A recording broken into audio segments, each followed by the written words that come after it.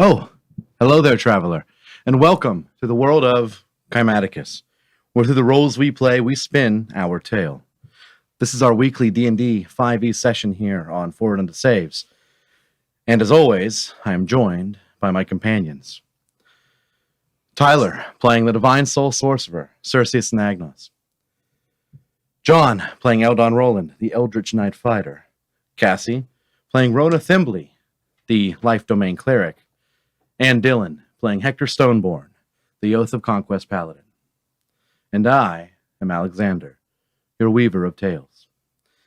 So, hang up your cloak, grab a drink, and kick back as we dive into this chapter of Kymaticus. Oh!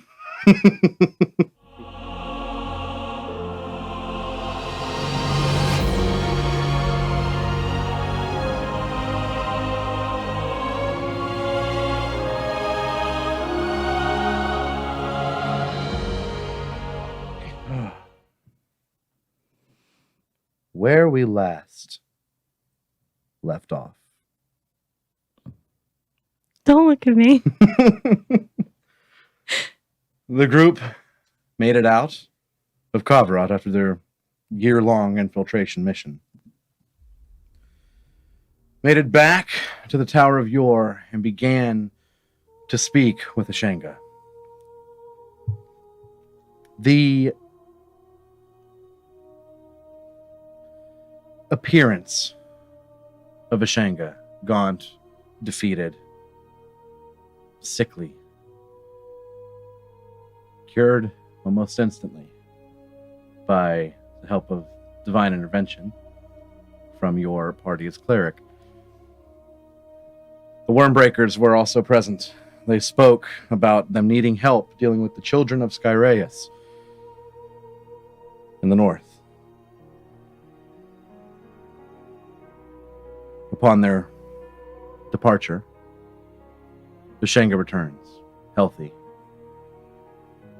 And as he opens the doors back into this council chamber, this conference room, he looks to you all, with his body now filling the robe that he was once wearing. This shining sword sheathed on his hip, and the cane no longer at his side. As he pushes open the doors, he looks to you all. You need to tell me everything. As he walks in, he turns, closes the door. Ashenga is now in this room with the four of you, Ennius and Turles. He turns to you. This conference room is safe. Magic protects us from wandering eyes and ears while we are within. He puts his hands behind his back and begins to pace around the long table centered in the room. His eyes drift to you. Just a nod of recognition.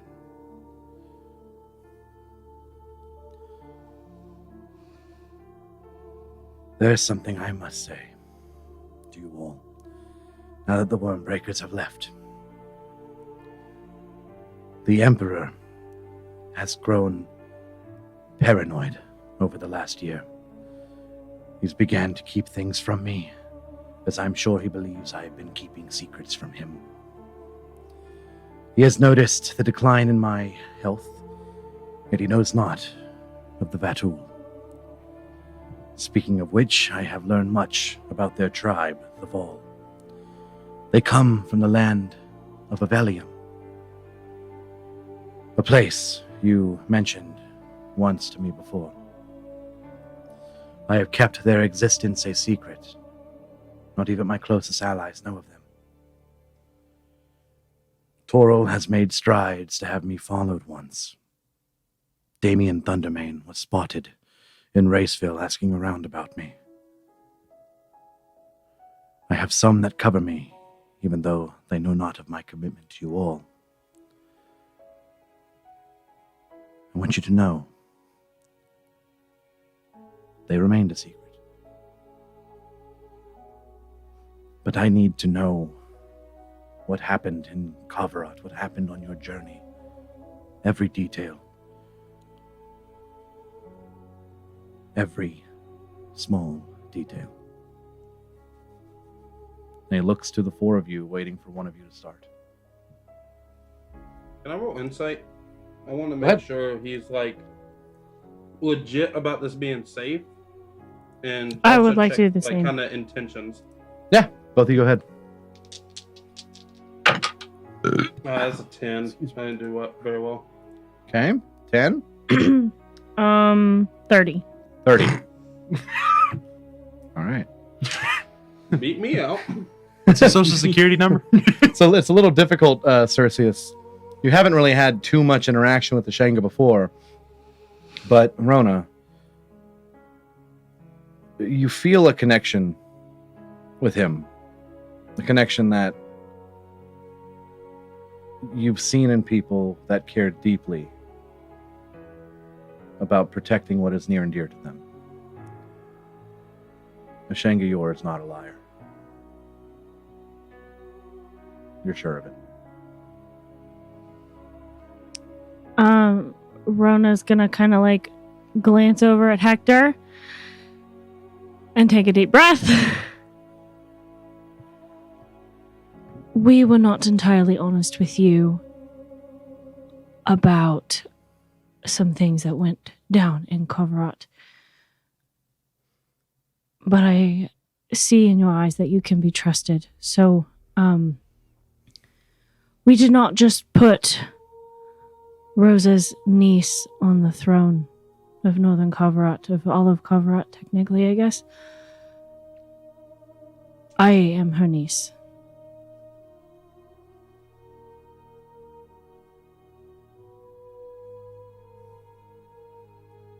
It turns out,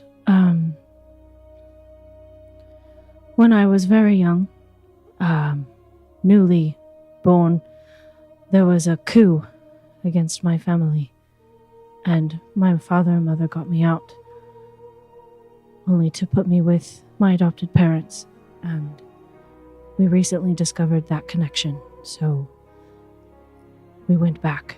And with the help of the people you see before me, we were able to restore the rightful heir, I suppose, to the throne.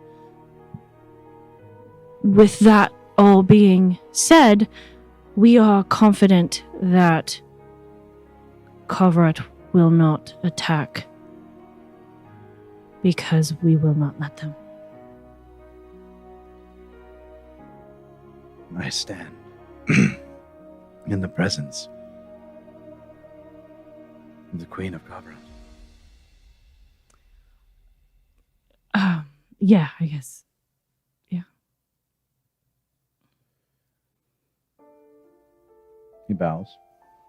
Ashenga, you do not need to do that. There is so much that is in your hands now. Yes, I A am. responsibility that demands respect. As he straightens himself back out. I've heard talkings of a split within Kavarat. Where do you find yourself in that mess? The civil war between the North and the South of Kavarat, I believe, quite honestly, might have prevented this war from starting sooner than it might.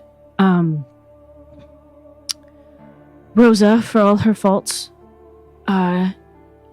did not believe in the slavery of Southern Kavarat, so she stopped supporting them, and they are fighting back to regain control over all of Kavarat so they could then march on us. So we have sent a rebellion south to restore southern Kavarot to northern Kavarot and unite us.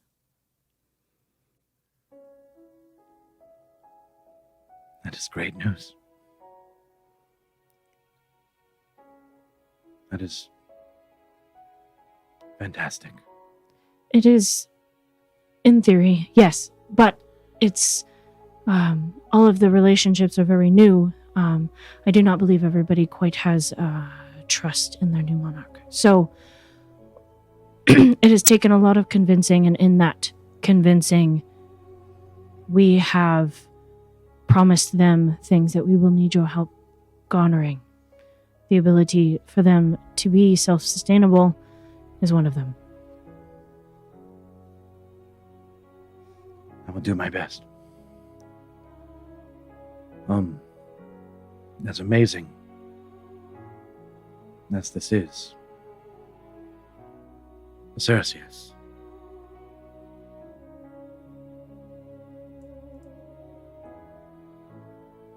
what did you discover in Kylesh? Kylesh is still the same country we know, but the leader, King Drydel, who I believe to be raised under, is no longer alive. We have a way of seeing events that have happened, and we now know that he was killed by a man named Parallax. And he took over his place and raised me to be a pawn. Now that we discovered that, we could change the narrative, but to take back over Kylesh without starting a war may be tough. So I've been thinking this whole time how to stop it and how to get the attention out there. And I think the best route is maybe just to even start a rumor that King Drydel is dead and make them prove otherwise. And His then when presence. they do this, they will see that he's not there. His presence in Kylesh is well alive. Starting a rumor about his death would be folly. However, you were raised by him, correct? That's correct. How familiar are you with his son, Prince Alistair Drydel II? I'm familiar. I haven't seen him in many years, but I saw him here. But I don't know how well they'll listen to me. Prince Alistair Relax. Drydel seems none the wiser that his father is an impostor. To my knowledge, and the knowledge of my spies, his intentions of protecting Aldahari via the Kylesh Navy are pure. I am certain that we have an ally with him. His father, King Drydel, has seemingly been sick for many, many years, keeping mostly to himself. Most thought it was an affliction caught by something during his many run-ins with the late Orion of the Montara. Some thought it a curse. I've always had my suspicions, but hearing that it is not a plot of Kavarot gives me some solace. But if this Parallax is involved, and what you say is true, then Prince Alistair is already king. He just doesn't know it. He's already been He acting is. like one already in his father's stead. But this news is troubling. I do not want to give our emperor any reason to spark war. I know that this is a lot to ask of you. But if secrecy can be utilized, I ask that you eliminate this impostor. At least so that the kingdom of Kylesh can finally mourn the passing of their once great king. Alternatively, I can send one of my spies to deal with this job. I understand Cerseus, you are a person of interest within Kalesh, am I right? I am. So it would not be too wise to go in there and kill their king. One of them. He just needs to look like his illness finally took him. Whatever game this Parallax is playing with Kalesh, its navy, I don't know. But that is up for you to decide. You do not need to give me an answer now. We can discuss it later. Think on it. And if you do plan to go home, be careful of Kato Kavana. I believe he has it out for you. He does. He almost got us killed, but we'll save that for another time. If he attempted to take your life once, he will most likely try again. He can try to hide behind the reasoning that you are wanted. And by some, wanted dead or alive. But the way I see it, you're a hero of Aldahari, all of you, for the mission you just underwent. But, if I may, allow me to explain some of what I have learned. Please do. Your friends that you sent up north, they're very intriguing. The Vol are but one tribe of many that were formed long ago. The group of the Vatul here on this plane are descendants of that tribe. They only have stories of their ancestors and the old ways that they once operated within. Their culture would seem primitive, but it is by choice. The Vol were raiders. They pillage townships and temples across Sevelium and have a personal grudge against a race they called the Azir. The current population in the north doesn't fully understand their ancestors' hatreds towards these other creatures, but that doesn't mean too much to them nowadays. From what I understand, the world in which they once inhabited abandoned them. They said that the stars do not glow as they once did. Once again, words that they live by, based on the first Vol that called Uthal home. From what I understand, they can live upwards of 300 years. Their forearms grant them a unique strength in battle, unlike anything I've seen before. I sparred with a chieftain they called Thagrin, and if it wasn't for my many years of training, I would have died. He landed a blow on me, and I nearly lost consciousness. Afterwards, he told me he was holding back, and I didn't know what to say. Their strength is unmatched to anyone I have ever encountered, which is good, for they told me that they plan to help the white-haired one take back his land. You must have impressed them while you were in Uthal, Hector. What did you do? I sparred with them. How did you fare? Oh, I survived too. How strong they are. I also learned how their ship flies. Their shaman, a female Vatul they called Shala, showed me. It is a magic unlike anything I've seen before. It is a form of alchemy that dematerializes the crystal spikes off a creature they call the Devarin. These creatures have these crystals have a property to them that, when used in the alchemical process, can infuse the effects into whatever they deem necessary.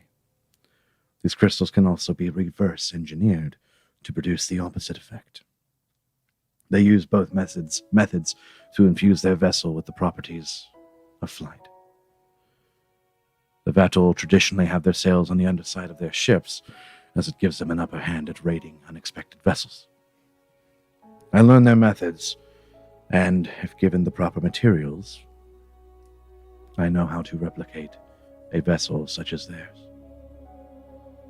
As for any other knowledge of the Vatul, I could host a history lesson, but I don't believe we have the time for that.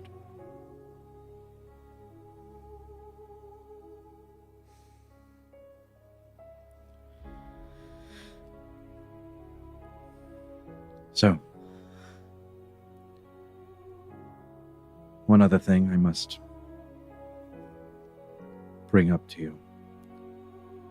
Before I do that, is there anything else imperative on your journey up until now that I need to know about? Radish has been harvesting these crystals, trying to figure something out with them. They've been having a ton of voyages to and fro Uthal. I was beginning to make that connection. Their voyages to Uthal have increased this last year. What they plan to do, I do not know. But hopefully I will find out. Anything else? Have your spies discovered anything underneath Ironcrest? I know we had talked about that briefly. My spies searched. They can find no entrance underground. But high up in the mountains, they did find a tunnel. It leads far into the west of the mountains of the uncharted north. It does not lead south, actually, into Alvaron itself. A spy tunnel from earlier days of Kavarat, I presume. But it has been quiet for some time now. It's good to know. Anything else, Hoplites? I feel like we covered about everything. Very well. I wish to speak about the Emperor. The Emperor left for Rhodesh and should return in a couple of weeks. His attitude prior to leaving was suspicious. His paranoia seemed to take a back seat for about a week before his departure.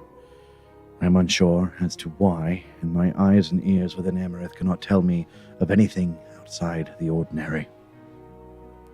My guess is that he had some form of contact with someone within Rhodesh that caught his interest somehow. My fear for the future of Tirafel H.O.P.L.I.T.E.S. Toril has grown nearly uninterested in your return within this last month. I tried to explain that we gave you all a year to return, but his mind has fixated on something else that he deemed necessary to keep secret from me.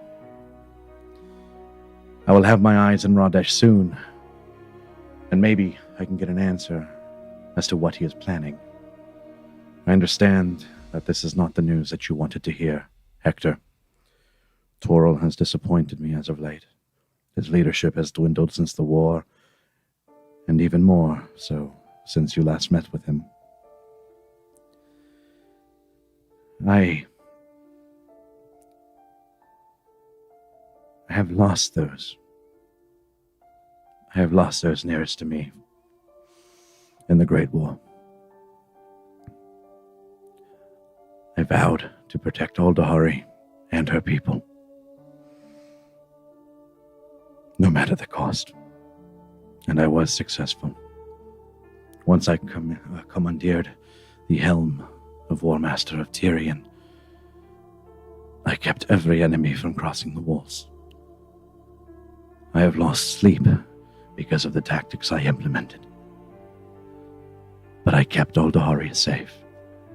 I kept Tyrion, Serum, Toril, Marfell, Kolesh, and Alvaron safe. My loyalty transcends my duty to the Emperor. So mark my words, Hector Stoneborn. If Roman Velasius Toril IV does not grant you the troops he promised, there will be a divide. Sides will have to be chosen. And I choose to stand with the Hoplites.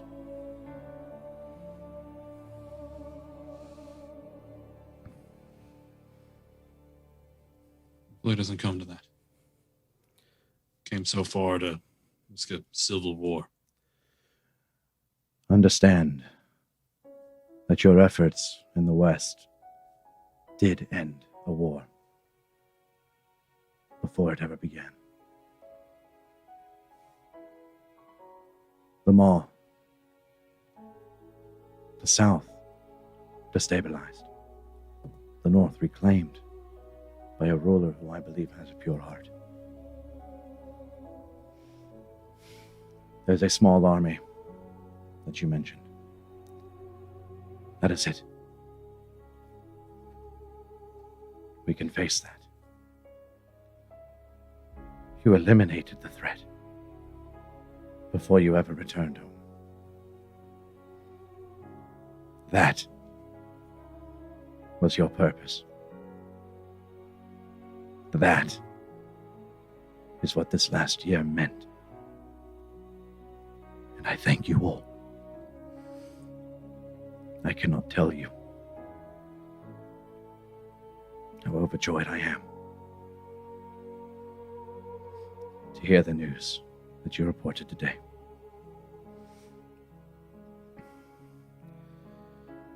But with all that being said, H.O.P.L.I.T.E.S, for the last year, you have been working non-stop to quell the issues that Tirafel has harbored. I feel it is time for a well-deserved break. I understand that you are all tired and worried for the goings-on that happened within Aldahari in your absence. Please, before you go to assist the Wormbreakers of Serum, take some time for yourselves. He looks to you, Eldon. Looks down to your ring and back up to you. You earned it. And as for me, I will go and speak with those I trust to discover and then before I can continue, the doors to the conference room slam open. And you see standing in the doorway the battle strategist of Toril, Damien Thundermane, a dwarf standing roughly 5 feet tall, heavy, with frayed gray hair surrounding his head. His beard goes down to nearly his waist, and his hair looks as if it's been recently static. As he walks in, well, if it isn't the infiltrators. It is nice to see you all after your long departure. The Emperor has gone away for an important meeting with an official from Radesh, but he is expected to return within a couple of weeks. Can we trust that you will be in Amareth by that time for a debriefing? Ashenga steps forth. I have already given them the estimated time of Toril's return. Thundermane raises his voice. Emperor Toril. And you're looking healthier, Yor. What's your secret? Huh? Good diet and exercise. Not all of us have the luxury of sitting in a dining hall all day. Thundermane sneers. I was thinking of vacationing while the Emperor was gone. Been a while since I embraced the snowy mountains. There, a vacation sounds nice. Maybe north of Raceville. Unlike some of us in Aldahari, I've earned it. And for the rest of you, I will see you at your debriefing in Amareth in 3 weeks from today, on the 26th of Octus. Glad to see you all safe. He turns and begins to walk out. Ashenga remains quiet for a moment before he walks up and closes the doors back once again. A pig. Don't worry about our friends up north. I've already relocated them since I learned of Thundermane's curiosity. They are roughly a day's trek west of the ancient observatory within the white peaks of Marfell. Frost giants roam those lands, preventing most from venturing too far within. They will be safe there. They will be hidden. Now, Hoplites, do not worry about Thundermane. I want you all to take time for yourselves. Von Skrell, the wizard you met with the dire bears, he can teleport you anywhere within Aldahari where you would like to go. To see family, to go home. And maybe he can even take you outside of Aldahari. Please, enjoy your time. The Wormbreakers can wait a little while longer. He goes to open the doors, and as he does, he kind of turns his head back to your group. I fear a reckoning approaching, Hoplites. Be safe out there. Watch your backs. You as well. Leaves the doors open for you to leave the conference room, and he walks out.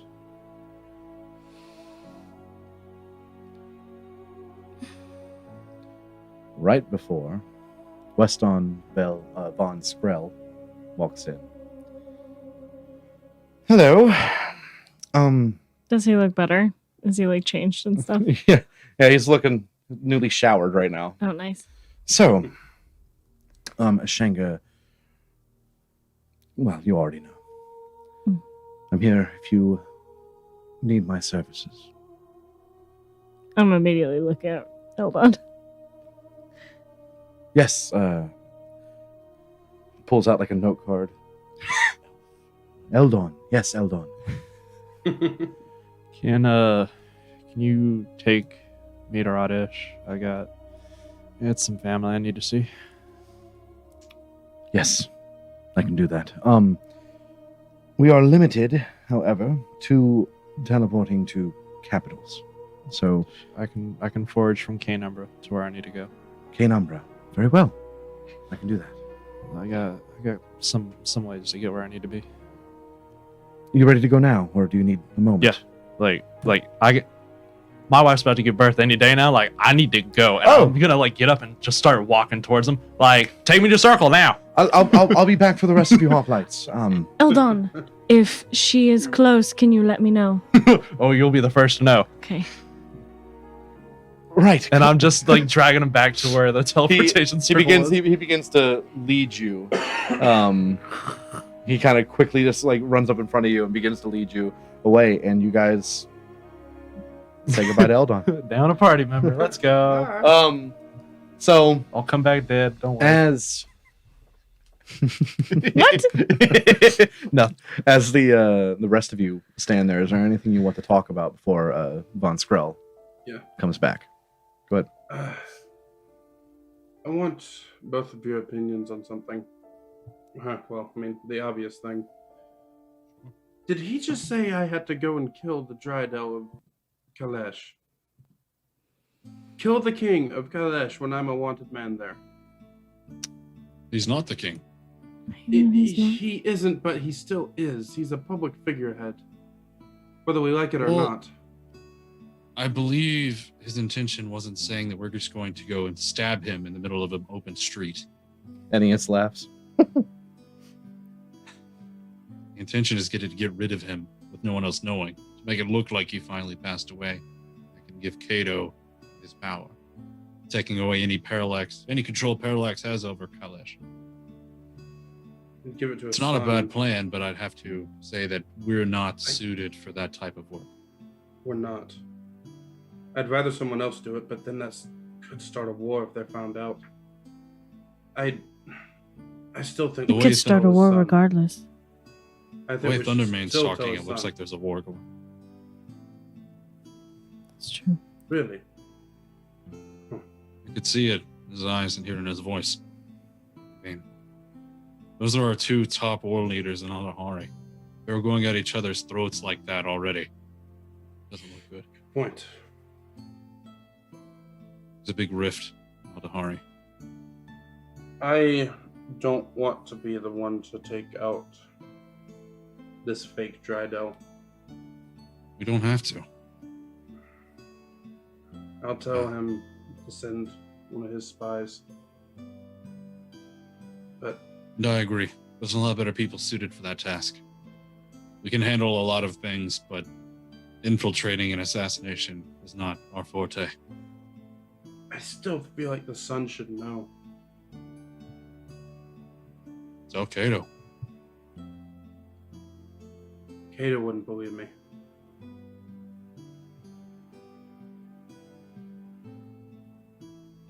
Oh, it's probably better something he doesn't know anyways. What did you say his son's name was again? I'm sorry.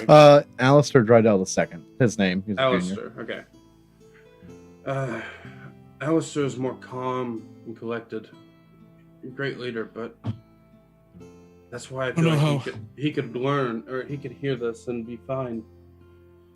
He would understand. Kato would come from my throat.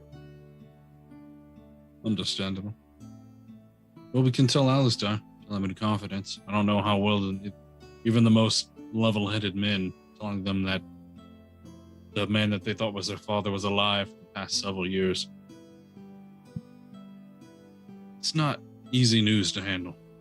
It's not. I could see if we could call Alistair here. I don't think telling him in Kailash would be the smartest option for me. No.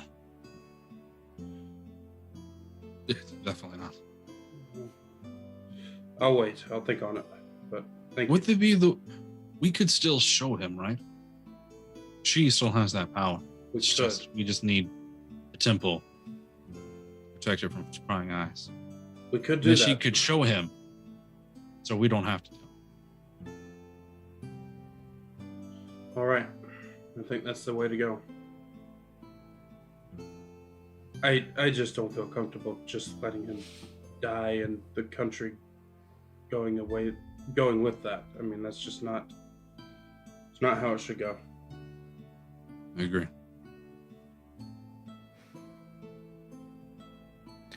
So, Eldon,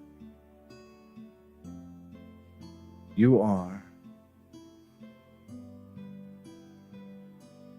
rushed away into a separate room where there is a teleportation circle on the ground where Von Skrell does not come with you, but he teleports you to Canumbra. City that you've all braced before. You find yourself in the embassy of Aldahari, within Canumbra.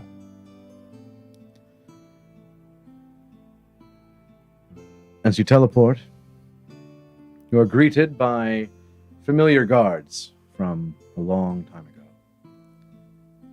As they approach you with their spears and shields in hand, they look at you.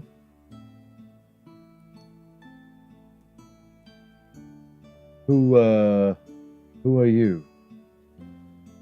My name's Eldon Roland, and I'll pull out the identification, and I'll just kind of fork it over to him. Takes it from you, just kind of confused. Usually we see people of some type of decorum come through here, but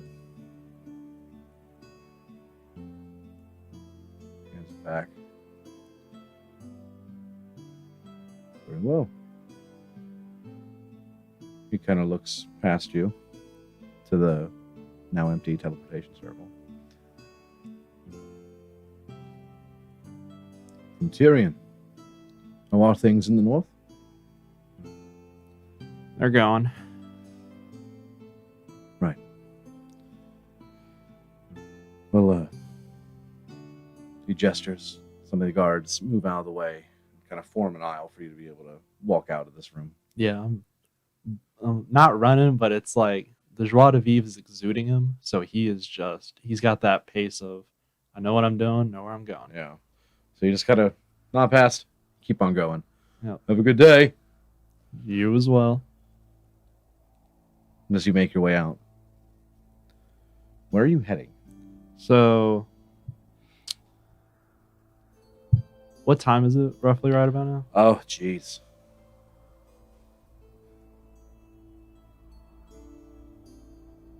It would be late at night. Or no, is it early morning? I think it's late at night. We're midday. This is the we start- same day that we fought Yeah. Godbreaker. Yeah. I mean, So we fought Parallax. We went to heaven, came back, went over to Tyrael. It's the same day. It's a long It's day. been a long. it's been a very long. Yeah, that's why I was It's like, been a long can I get a quote on the sun position real quick so I can figure out what There is I no can do? sun, only moon. No, it's moon. pretty late in the Why is day. it so bright? I mean, the fight with Parallax, the trek up the mountain, like it took a decent bit of time, but it's probably early morning of the next day, which is what now? The 6th of Octus. yeah. So it's early. Very little places are open for biz, but All right. you're here. First order of business is I'm gonna try to find a bank to withdraw some money. All right. You've been to one before. You begin to head that way. But the city itself, massive and sprawling,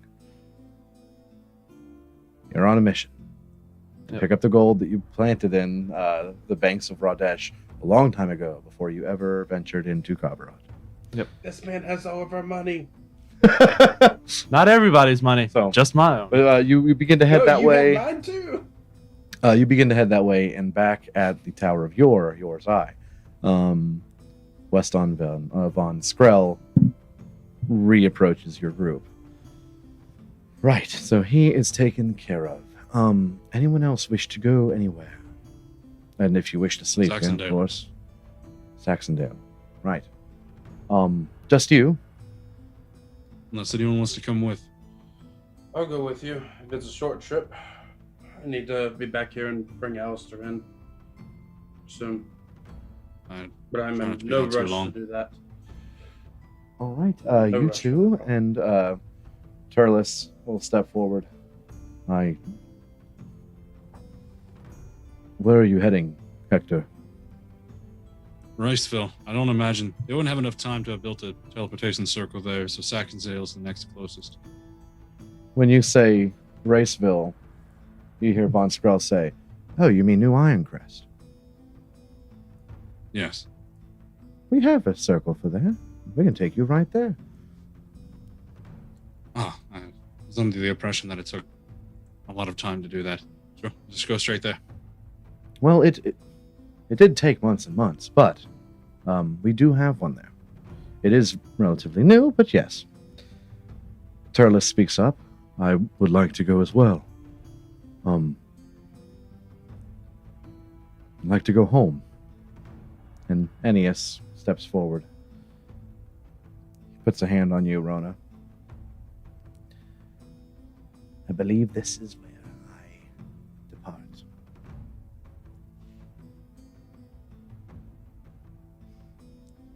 Be careful.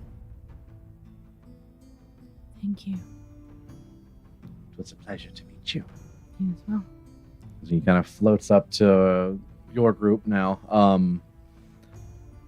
I too would like to go home.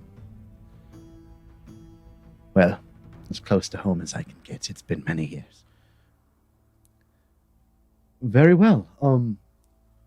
Yeah, I can take all of you. It's no problem at all. Make sure to Come. get Icaros too. Yes, Icaros. Rona, I will return for you shortly if there's a place you have in mind. But yeah, let me deal with this first. Thank you. He begins to lead Hector, Cerseus, Icaros, Turles, and Ennius towards another teleportation circle. Before we get into teleportation circle, can I write down the inscriptions on it? Sure. If you take 15 minutes, to jot it down, easily recognizable for later on. You can use that to teleport back to this teleportation circle within Yor's Eye in Tyrion. Okay. So you begin to do that, and while you are doing that, Von Skrull will say, "Right, I will leave you to it, and go and see how Rona is doing." He turns, walks away. Rona, he reappears in that conference room. Rona and Big Dog, hello. Where would you like to go? Or you can stay here, it doesn't matter. No, I would like to go see my parents in Olafred. Olafred. Ah, yes. We don't have one for Olafred, but we do have a teleportation circle for Portagante. Okay. Is that suitable? Yeah, that'll work. It's roughly half a day, 6 hour I can make that. ride over there. So, all right, come with me. Thank you. Takes you to that room. You pass by Hector, Cerseus, Turles, Icaros, and Ennius. You and Abe hop up onto a teleportation circle. Any last words before you depart from your group? Y'all be safe. I'll see you soon, I'm sure. All right. They give you a nod. As you step up with Abe, in a flash of white light, you begin to hear the sound of waves crashing on a shore, the sound of a relatively busy dock for this time of night/morning. And as you step out of the building of which you teleported to, a familiar smell in the air. It does smell like home. A little bit of ocean, beautiful trees. What do you do? Do you rest here tonight, head there in the morning, or?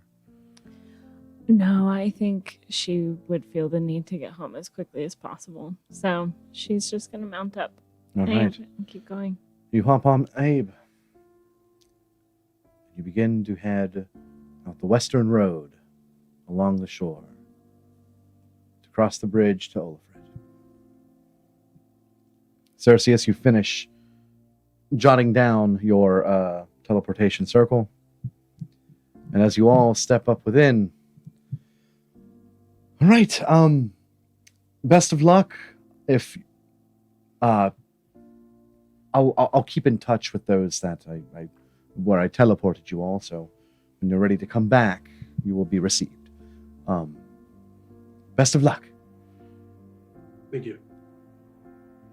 All of you, another bright flash of white light, feels like your stomach turns upside down for a second as you appear in a building that you've never seen before, Hector, neither of you. It's not it's not even fully enclosed. So you actually find yourself on almost like a gazebo outside, ornately made.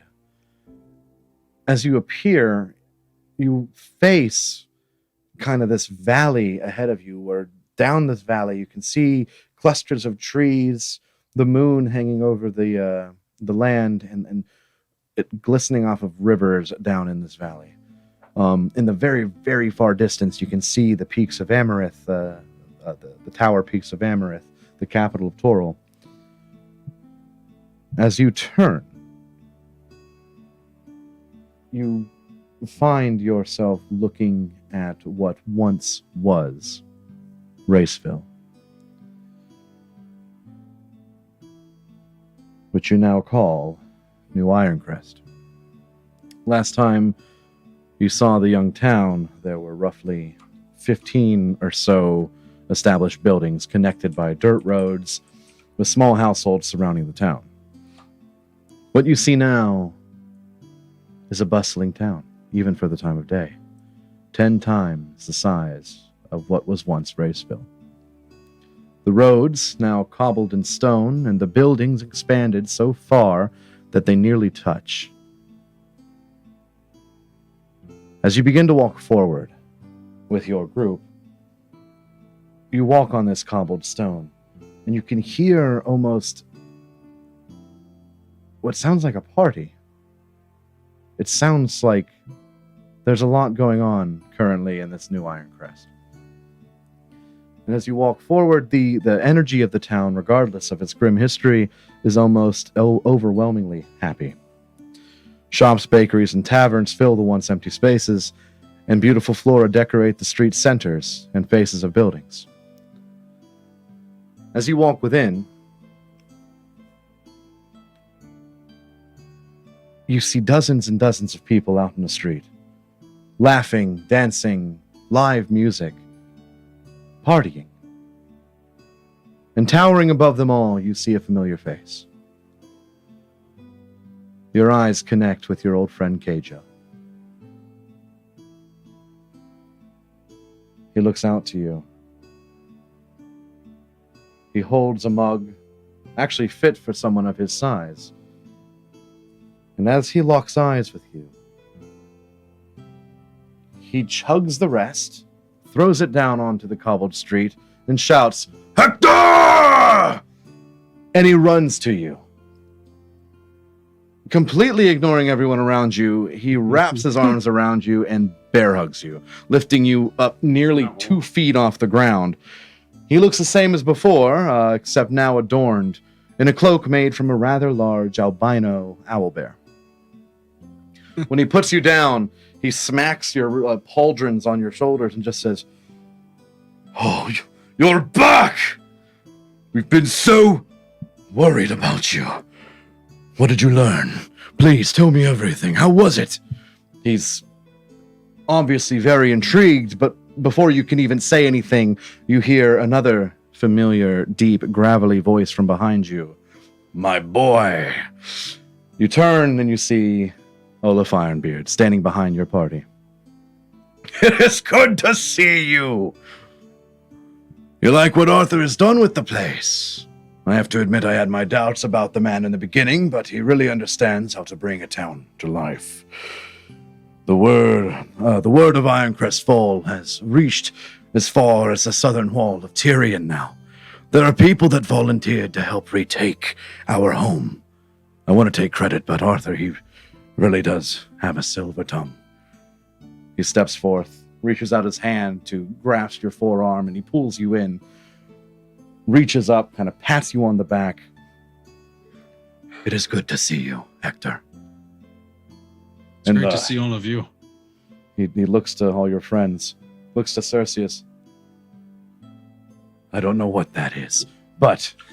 He looks over to the griffin. "A lot bigger since the last time. I've heard about you, and Turles! Turles!" They meet, embrace, and even Keijo says, "Turles?"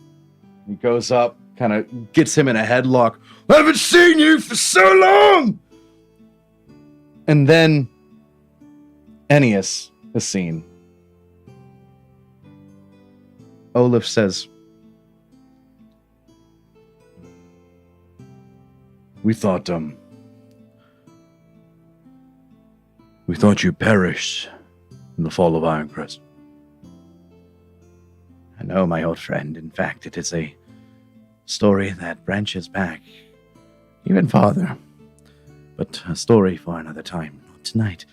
Instead, I think I'm ready to maybe get my little bit of party on. I'm still feeling a little groggy, so maybe a tankard will do me well. And he looks to you all. If you don't mind. He just floats off. Party wizard. Keijo Yes. brings your attention back to him. Oh. Wait. Olive, we've got to show you something, Hector. We've got to. Come. And as he gestures you forward, what do? I'll go with him. Cerseus, do you want to follow or do you want to do something else? I kind of just want to walk around and look, see what's All all going on. Cerseus, you walk around. Icaros will keep by your side, Hector. Turles will as well. As you walk forward, he kind of makes way in the sea of people, some drunk, some happy, some just happy to be there. You actually do see a decent bit of children as well, just playing games in the street, kicking a ball back and forth. But when you walk through, the energy of this town is very different from the last time you were here. It doesn't even look the same. As you walk forth, you see what once was the Thane's Keep of Raceville, a place you've been before. What used to look like a dreary, dark place now lit with lantern light adorning every dark space that could possibly happen on this building. Flowers and beautiful trees. It almost looks you can't really believe it. The amount of money that would have had to go into this kind of stuff to be able to make this happen, it doesn't make sense in your head. It doesn't connect. But as you walk up these steps into this, what once was the Thane's Keep of Raceville, you walk through two massive, a pair of double doors, and as you walk in, you see on the far side, about maybe 75 feet away, sitting in a small throne next to a bigger throne, Arthur Wolfengold, knitting. He looks up. So This good. is my quiet time. Oh! Puts it down and just awkwardly, you can hear like the quick steps just approaching you, getting a little bit louder. And as he approaches, Hector, you finally return. Do you like what you see? I'm mostly happy with it. There are some things that need to be improved upon, but what can I say? The spirit of Alvaron lives on. I had a temporary throne crafted just for you with a slightly more Gotta comfier hug him. one. I didn't anticipate you to be so emotional, but yes, please. I love hugs, what can I say? But like I was saying, Keijo and Olaf and I put our heads together to create this, well, we made you a temporary throne. I took some liberties with the design, but Olaf is actually a master craftsman when it comes to woodworking, and Keijo has a knack for finding the best trees out there in the wild. So, please, come take a look. And as he moves you forward a little bit, you can see from where you're standing already. The throne you see before you sits at the top of a 3-step riser. Next to it, you can see Arthur's smaller, as he says, more comfier throne. But the throne itself that you see is practical, but the real art that Arthur speaks of is adorned at the top. From behind the back of the throne, beautiful carved angelic wings, similar to those given to the chosen of your family's bloodline, arch out to either side, with the wings draped in green ribbon that dangle halfway to the floor. You can see above a skylight was perfectly placed behind the throne to cast light upon the backside, giving the polish on the woodworking a glowing effect. As of right now, you can see moonlight. and you begin to hear the fireworks crack outside. A festival is going on tonight. The illumination of those fireworks creep in through that skylight, and in a dazzling array of different colors, the polish on these angelic wings put on their own version of a light show. It's actually a stunning piece. And as you're walking towards it with Arthur next to you, he says, "See, a throne fit for a king. A throne fit for Ironcrest's last defender. A throne fit for a Stoneborn." This is beautiful. It's beyond. As you walk forward to look at it a little bit more, a silence starts to fill the room, but it's a noisier silence than a moment ago. As you turn, you see a crowd has gathered within the hall. All of them seemingly eager to hear from you. Faces you've never seen before, some familiar from the nobles that you rescued nearly a year ago. And you even spot old Kegbelly. All of them share a look of optimism and avidity as they stare at you, waiting to hear the words of their hero returned. Arthur takes a couple steps back and gestures. "Go on. They've been waiting a long time for you. Go."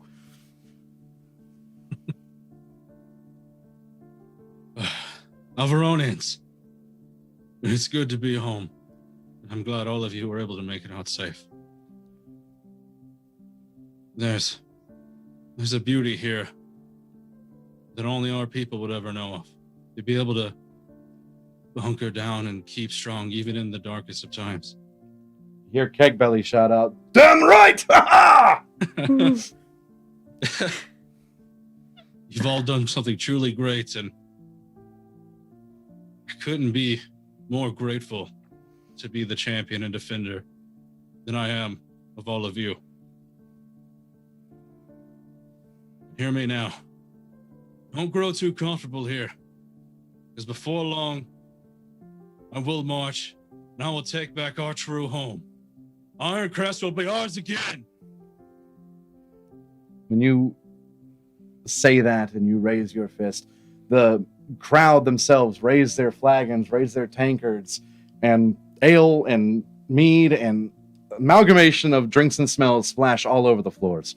You hear voices cry out, chanting, "Alvaron! Alvaron!"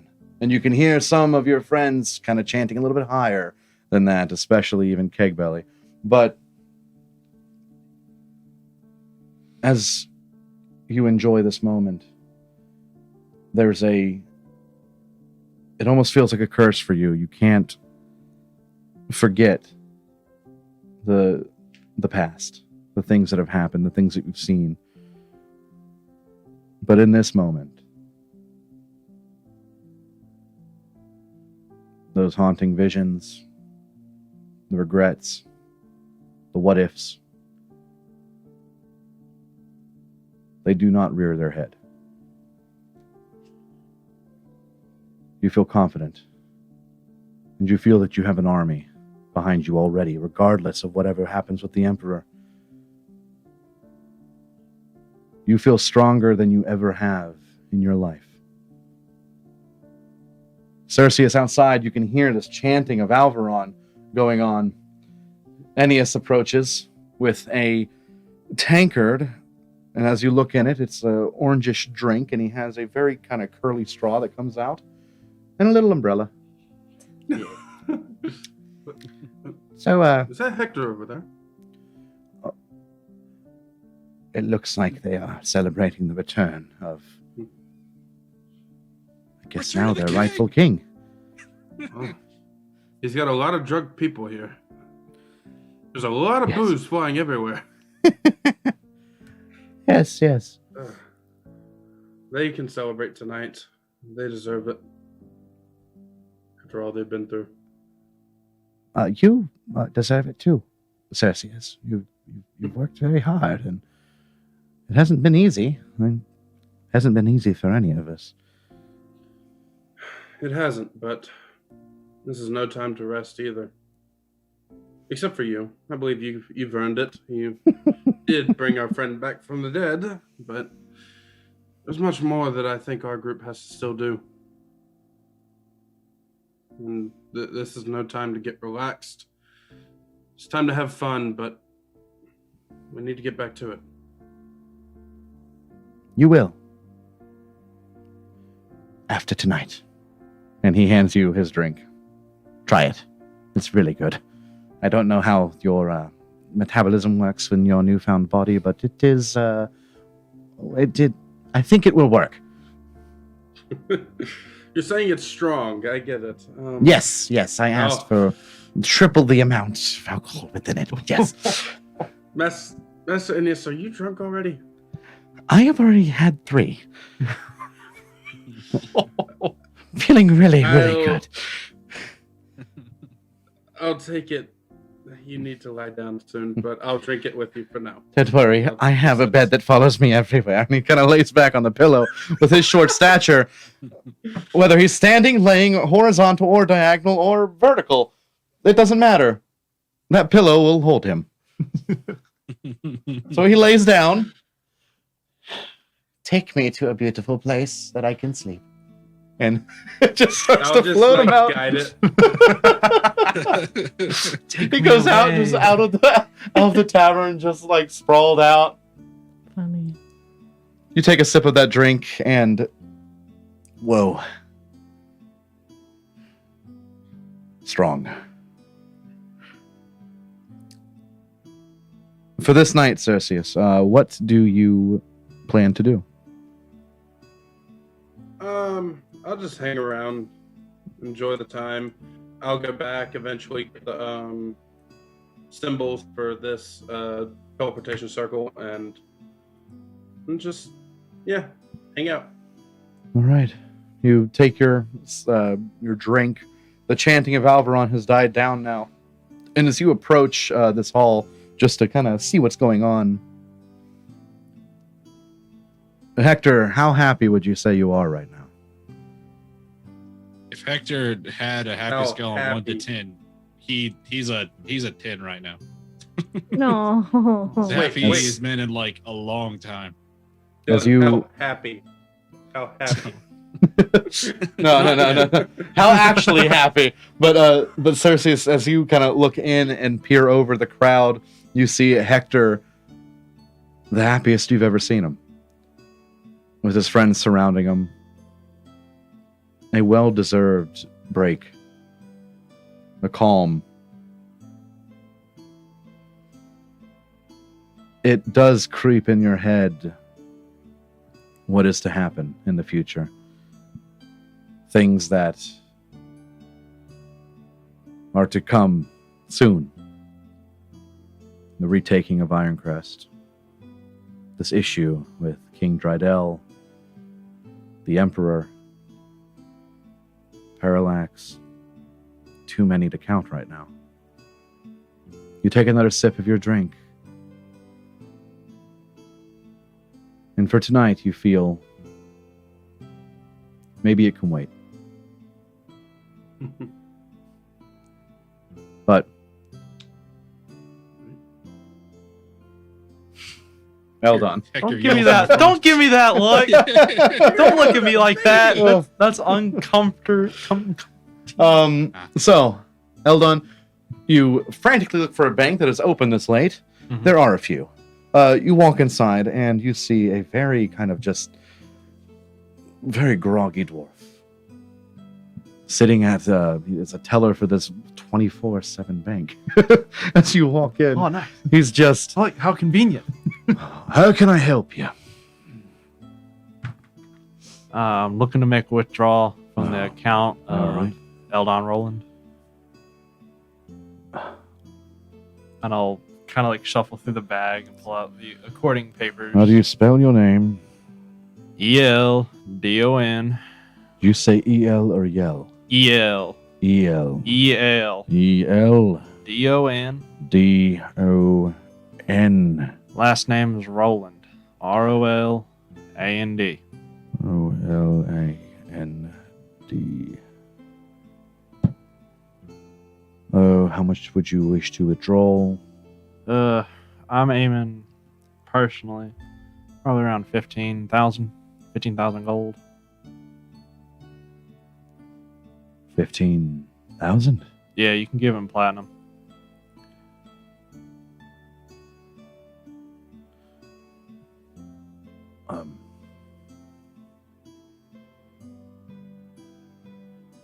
Right. Wait, Just kind of looking at it and be like, wait here. He's just very I don't confused. Get mugged. I don't think I get mugged. Good luck to the mugger. He goes out, back to the bank, back to the back where all the kind of vaults are at, and a little bit of time passes, and he walks out with a cart, just still kind of confused. He hands you 2 sacks.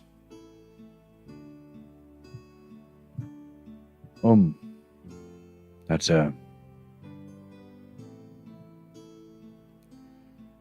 15,000 gold. I put it in platinum for you, so Thank you can count if you would like. But may I ask you a question? Yeah. What line of work gets you that kind of money? Being born rich. And then, how much is left in the account, by the way? Need to math it out a little bit.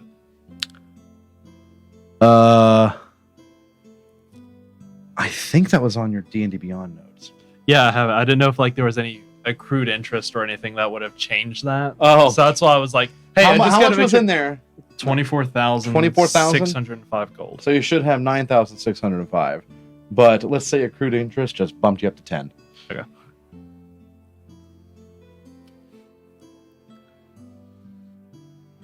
A lot of money. But yeah, so after accrued interest, roughly 10,000 gold remains in your account. I really need to get into a different line of work. I'm only making 2 gold a day. Well, I mean, it's still good, but you know. we are looking for volunteers to help retake Ironcrest. And I'll... Retake, as in... We're taking back the capital of Ironcrest. By taking back, you mean... like fighting? Yeah. Oh, no.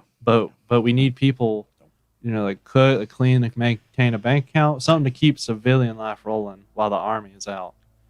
And I'll jot down the address. If you find your way there, there's certainly something for you to do. We can use as much people as we can get.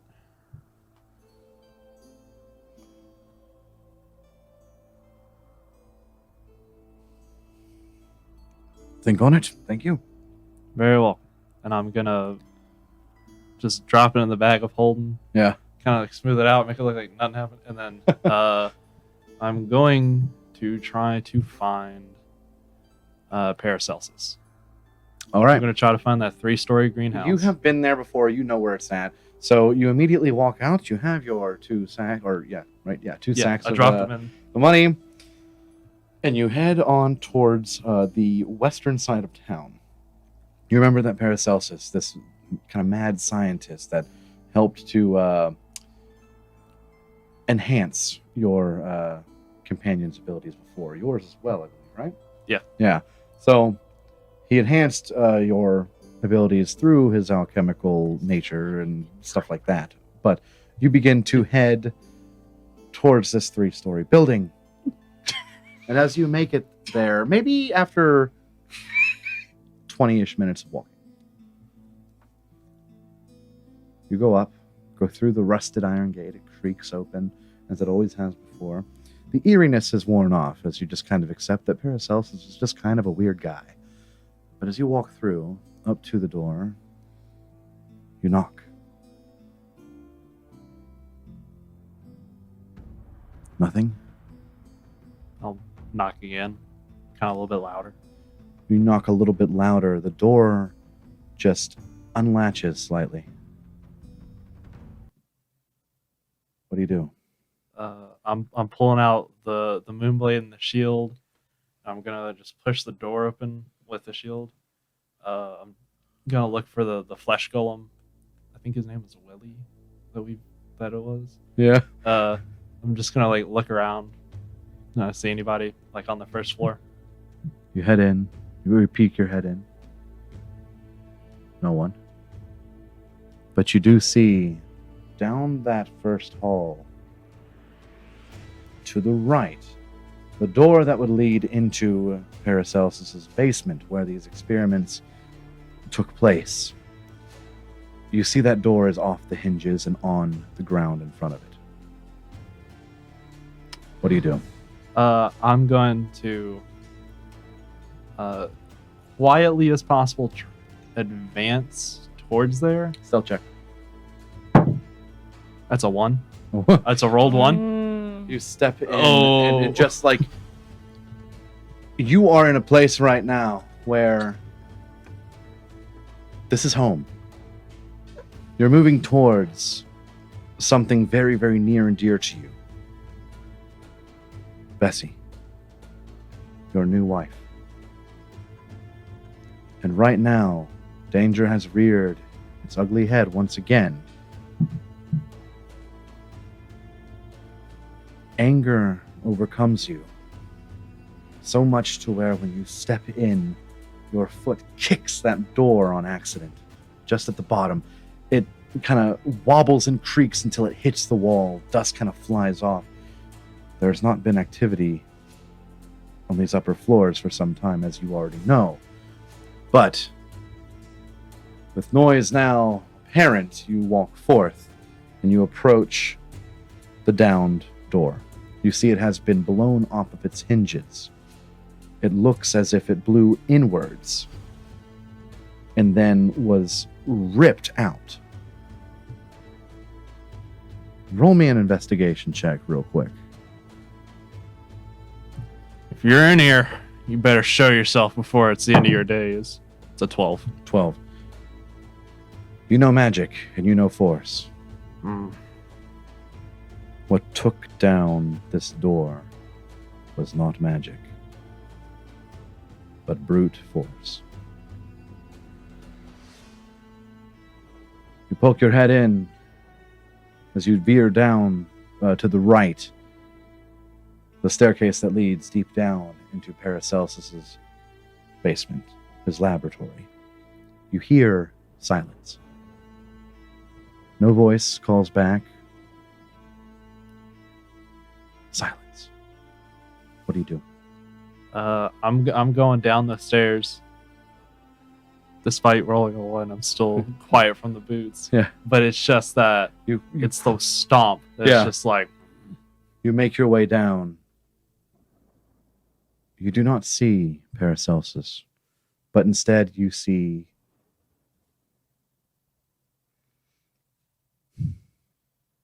the chair / table that was once used to enhance Paracelsus's patience in the past.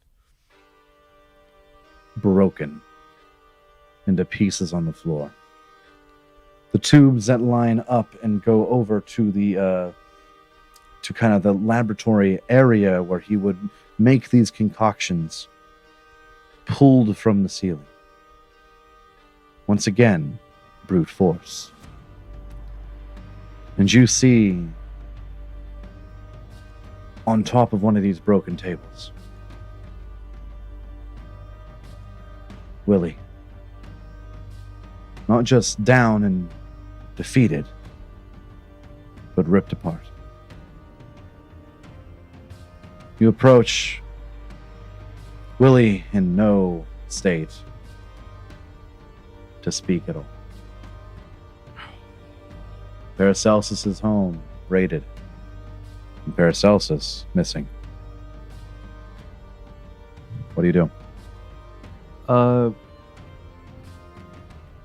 I'm gonna spend maybe 10-15 minutes looking for like a note Paracelsus might have left, being like, this is where I'm going, this is who took me. Looking just for an obvious sign that a man as smart as he would have left for Mhm. someone to come find. Roll me an investigation check. It's a 9. A 9. You are not getting used tonight. You spend some time in here. You look around Willie. Nothing. You scan down to the table that he usually works at. All you find is the beginning of a hastily scrawled note.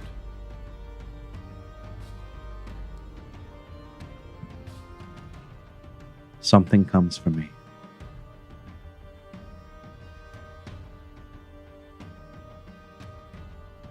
Claw.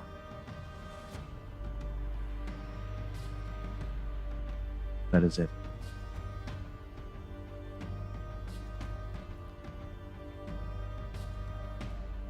So, what do you do? Gonna, seeing that there's not much else for me here, I'm going to, still fully armed, I'm going to make my way back upstairs and out, but I'm gonna shut the door behind me. Okay.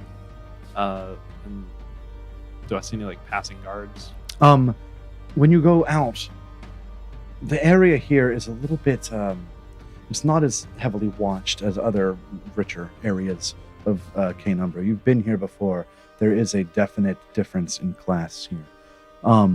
You know, if you walked about 5 minutes further into town, you could find one easily. Okay, I'm gonna walk towards the direction of the library Okay. and just try to find a guard on the way. All right. You begin to head that way, and you do spot one, just kind of walking, minding his own business in the night. What do you do? Excuse me, sir. Yes. Paracelsus. No, I'll point to the house. It's down that way, but how long ago would you say he's not had any visiting guests? We don't really keep up with him. I mean, he was let out of prison months ago. But as far as it goes for guests, I have no idea. Why? Friend of yours? You could say. He's trouble. I'd stay away from him. Who isn't? Have a good night. And then I'll just keep walking to the library. All right. Kind of a little bit nervous now. I'm gonna sheath everything and be like, all right. A little on edge. I'm gonna imagine you sheath your weapon before you walked up to the guard. Yeah. That also would have been a very different conversation. But Hey, bud, where's Paracelsus? Tell me, where is he? But as you walk, just that heavy on your mind, you head towards the library, which you know is open 24/7. Yep. While you do that, Rona, hours pass Oh. as you ride through the night or the early morning on the back of Abe. And in no time, you make it just outside the small town of Olafred.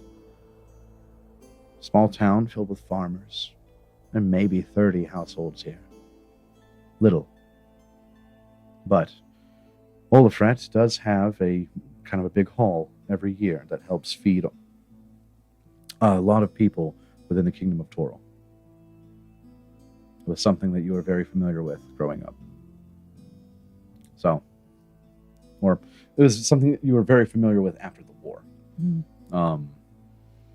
So, your life, roughly 10 years ago. Right. But you approach, it does feel like home, but there is that feeling of just a little bit of bitterness. You fight the idea that it feels fake in your head. A lie.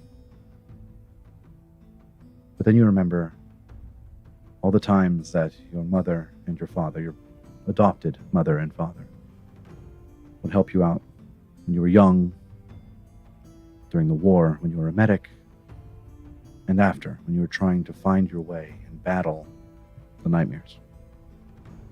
They were there for you. It was love. You collect yourself just before Abe takes you to the front of your parents' house in Olafred.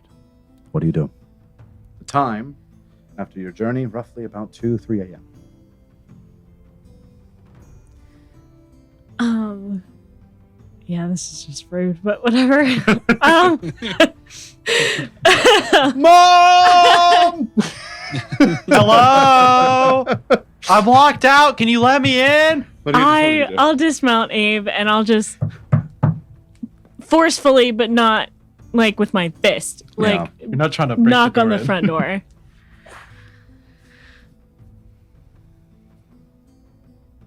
Nothing.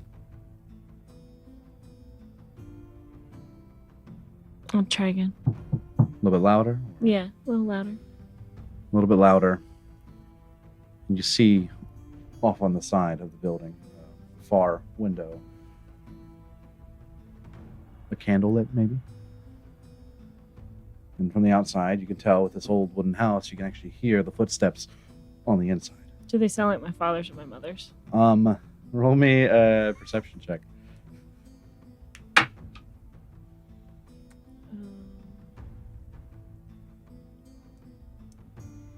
Perception is 19. Your father. They're heavy and ill-timed. Okay. But you can hear, as he approaches the window nearest the door, you see the curtain on the inside just move. You can just see a portion of your father's face. Confusion, and then a lot of confusion. And you hear, Rona? What are you doing here? Is everything okay? We have to talk. He looks past. He got big? He did. He got very big. Yeah. Hi, buddy. We have some leftover sausage. If That sounds great. Yeah. come in. Thanks. As you and Abe walk in, Abe just kind of has to squeeze through this door. Okay. But he gets his broad shoulders in. As he makes it in, he lays down at the center of this small living area. Mm-hmm. You can hear your father kind of light up the fire once again to be able to heat up some of this sausage. Let me go wake your mother. Thank you. And I'll Yes. kind of take over the cooking while he's getting her up. Stand up and you walk over to work on this sausage. It brings back memories. Some peaceful memories. But your father is gone for a moment before returning. And your mother, Rona, Hey, what are you doing here? She comes up for a hug. I'll give Gives you her a a little hug. kiss on the cheek as she pulls back. What time is it? I'm really sorry. It's like Oh, my breath must be rancid. I'm so sorry. No. We have a lot to talk about. Where's Mom? I guess we should start with that. Go ahead, honey. Please sit down. Rona, I'll take over. You can start. I'm listening. Ronald will sit down kind of like at the kitchen table and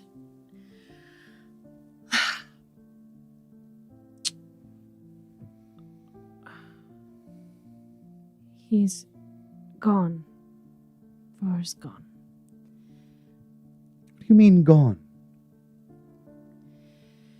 He's not dead. Well, maybe lead with that next time. I'll kind of I'm There's too not old to take news like this. I'm like, really much difference, though. what do you mean? I'm gonna turn to my dad. He's like, you see him moving his hand on the sausage, just doing a repetitive motion, just kind of like confused, looking at you, like worry deep in his eyes. What happened to my boy? So, the nightmares that you were plagued with, that Var and I were also plagued with. He found somebody. He has such a larger purpose than I think any of us could have ever understood. And in that purpose, he kind of needed to transcend, I suppose. He's supposed to be, he's in training right now to leave his human form to exist in the dream realm. So, as I said, he's not... And she's going to start to tear up a little bit. He's not dead. But he's not here anymore. And I am so sorry.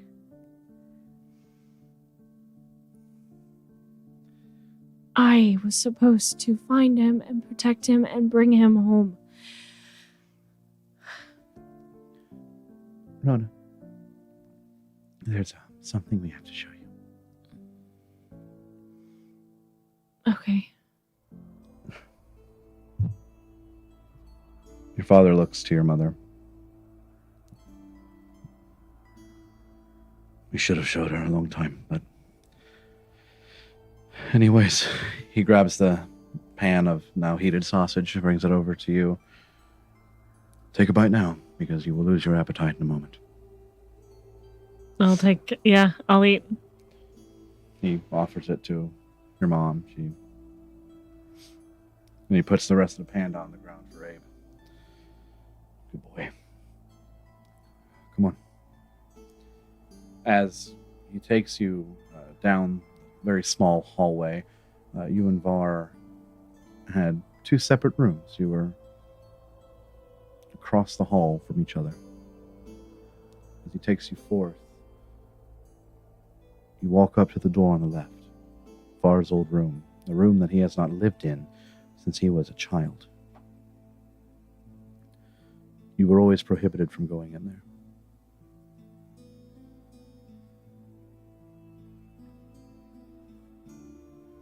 Your dad opens it up.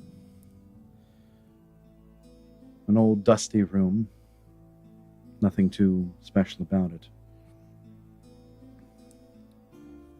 But there's something interesting. This room, smaller than you remember. Not sure why. As you walk in, you kind of look around and realize your father left the room for a moment. He comes back with a metal bar, a pry bar. He puts it against one of the planks on the inside of the room and begins to pry as the nails are pulled out of their sockets. Didn't want to show you for a long time, but we have to. As far as where you say he is, and he's going to need you.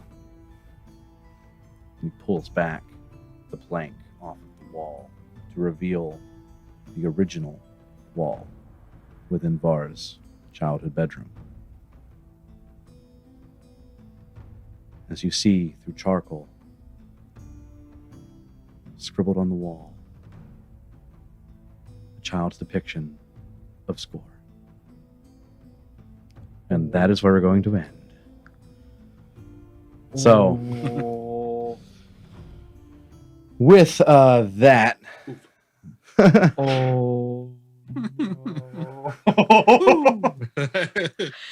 was there the whole time. with that, we are going to end this chapter of Kymaticus. So thank you for stopping by, and we hope you enjoyed your time here with us. For now, we must part, but we will meet again. Until next time, stay safe out there, traveler. Keep moving forward.